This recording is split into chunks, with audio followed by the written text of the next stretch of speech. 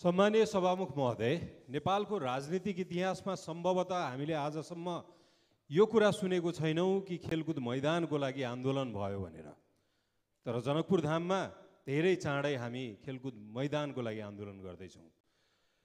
लक्ष्मण कुट्टीको नाममा रहेको 17 बिघा जमिन, जसको लागि डिपिआर गरेर 2.5 अर्बको एउटा अन्तर्राष्ट्रिय रङ्गशालाको परिकल्पना पनि भयो, सबै भयो।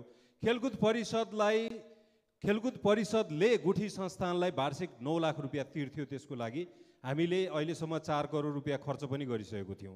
तर 81 खोइ के प्रलोभनले हो, त्यसको भाडा दर 49,60,000मा बढाइयो, 9 लाखबाट।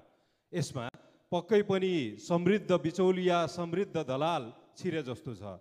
त्यसैले गर्दा अब यदि जनकपुरको युवाहरूको त्यो क्रिकेट रङ्गशालाको परिकल्पना, खेलाडीहरूको सपनामा कुनै व्यवधान भयो भने आन्दोलन चाँडै हुनेछ। त्यसैले सम्बन्धित पक्षको ध्यानाकर्षण गराउन चाहन्छु। धन्यवाद।